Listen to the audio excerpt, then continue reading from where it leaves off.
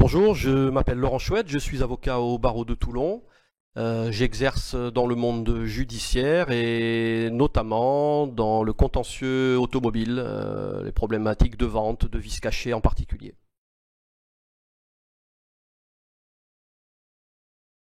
Alors, il s'agit d'airbags montés sur des Citroën C3 et DS3, l'ancien modèle de la DS3.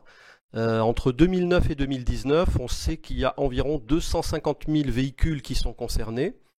C'est une problématique qui affecte des airbags de marque Ataka.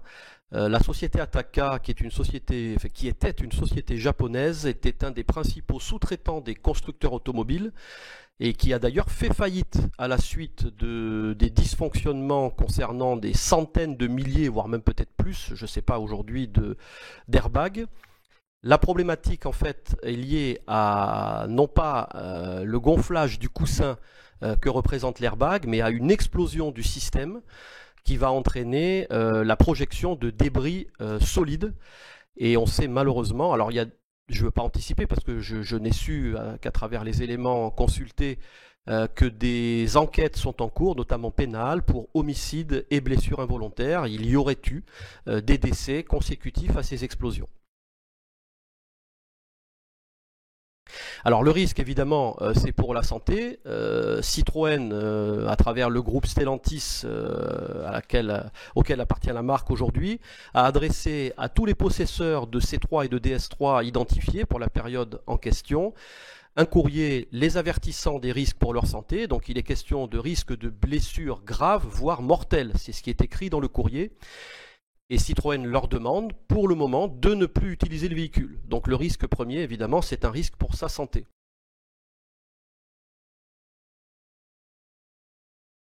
Alors ça peut être une option qui a été évoquée par certains. Déjà, la première chose à dire, on n'a pas de certitude sur le fait que ça annihilerait tout risque de cette fameuse explosion. Ça, c'est la première des choses.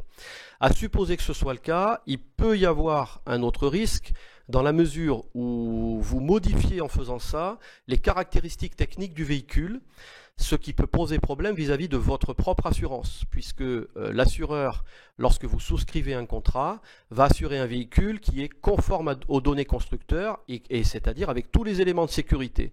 Si vous neutralisez des éléments de sécurité, l'assureur peut en faire le reproche et refuser d'assurer le conducteur. Alors on va me dire c'est un peu paradoxal, puisqu'en l'occurrence l'élément de sécurité il est surtout un élément de danger.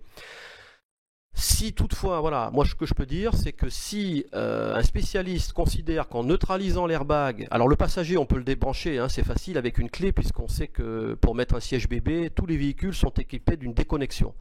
Par contre pour l'airbag conducteur, si un spécialiste, encore une fois, considère qu'en le déconnectant, il y a neutralisation du danger pour la personne, moi ce que je peux conseiller, c'est d'écrire à l'assureur, de lui adresser un courrier recommandé en lui indiquant que jusqu'au remplacement de l'airbag en question, eh bien, il sera débranché.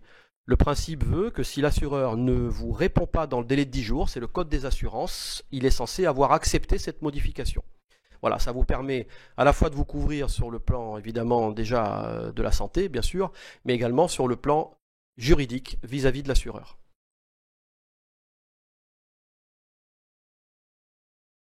Alors ça aussi, c'est une vraie problématique qui s'est posée et qui se pose encore. Je ne prétends pas qu'aujourd'hui toutes les questions sont résolues. Il y a des articles qui datent encore il y a quelques jours, de fin juin.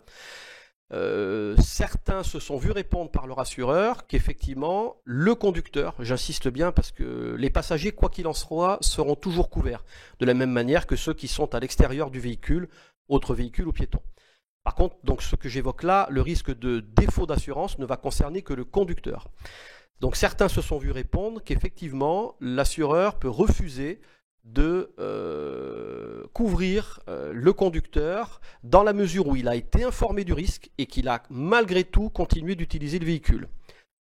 Pour autant, la Fédération des assureurs françaises a édité un communiqué récent en faisant savoir que tant que les véhicules, en fait, tant que la carte grise des véhicules n'est pas frappée d'opposition, c'est-à-dire que les véhicules ne sont pas administrativement interdits de circuler, ils considéraient que les garanties seraient maintenues. j'invite quand même les conducteurs à la prudence. Encore une fois, la priorité, c'est de toute façon la santé. Donc, sur le plan juridique, a priori, on est rassuré, mais à mon avis, planent encore des incertitudes. Et puis, l'avis donné par la fédération ne va pas engager nécessairement l'intégralité des assureurs ou des courtiers à travers lesquels vous pouvez souscrire vos contrats.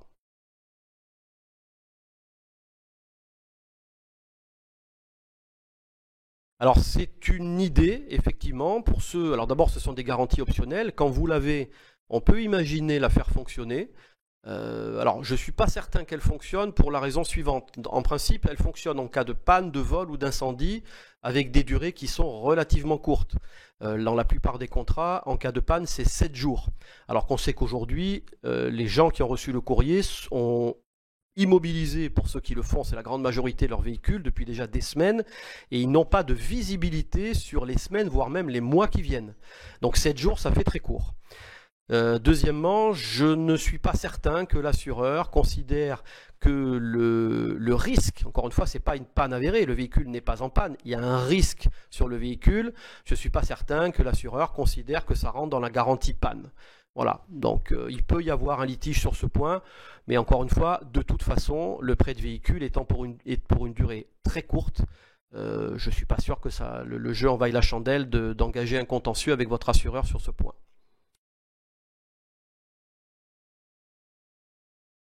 Alors, effectivement, c'est beaucoup plus le constructeur qui voit sa responsabilité engagée, et c'est à lui que reviendra la charge d'étudier chacun des dossiers au cas par cas et d'indemniser les propriétaires qui auront été lésés, d'abord par l'immobilisation du véhicule, puisqu'on sait que sur les un peu moins de 250 000 véhicules concernés, d'après mes informations, il y aurait eu 10 000 véhicules de prêt en France, donc c'est très très insuffisant pour répondre à la demande.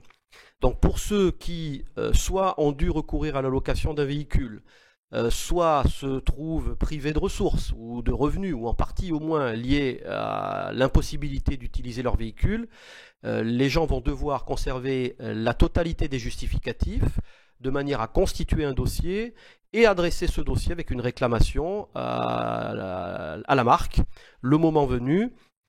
On verra bien quelle sera sa position. Aujourd'hui, ça reste un peu flou. Il serait question de 40 € par jour, mais encore une fois, je dis ça avec beaucoup de précaution parce qu'il se lit beaucoup de choses sur le sujet.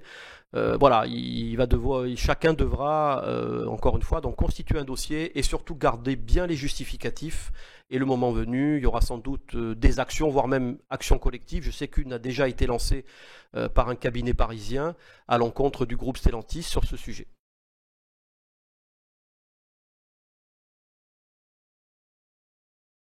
Alors, évidemment, la première des choses, la précaution la plus urgente, c'est de cesser d'utiliser le véhicule. Comme on l'a dit, le risque est apparemment avéré. Je le dis d'ailleurs, ça ne concernerait pas que le groupe Stellantis et Citroën. On sait qu'il y a d'autres marques qui ont utilisé cet airbag, en tout cas cette série d'airbags. Encore une fois, ça a entraîné la faillite de la société Takara. Je crois que c'est la plus grosse faillite industrielle du Japon depuis l'après-guerre, hein, d'après ce que j'ai pu voir. Donc évidemment, ne pas utiliser le véhicule sans être certain au moins qu'on a mis en défaut l'airbag. Éventuellement contacter son assureur pour être certain là aussi, si vraiment on le met en défaut, que l'assureur va vous couvrir en attendant le remplacement, que vous n'allez pas perdre en garantie. Et dans cette hypothèse-là, à défaut de pouvoir avoir une garantie de déconnexion, j'allais dire malheureusement, je crois que c'est le système débrouille, chacun fait comme il peut, certains louent, d'autres n'ont pas les moyens. Donc on sait qu'il y a un énorme contentieux qui est en train de monter en puissance aujourd'hui. Voilà, mais il n'y a pas de solution miracle. On sait que Citroën fait des réponses laconiques, dit je crois qu'ils vont doubler la capacité de réparation. Il est question d'envoyer des réparateurs à domicile. Voilà, mais encore une fois, 250 000 véhicules, il est bien évident que vous ne pouvez pas les traiter en 3 mois. Je vous en prie.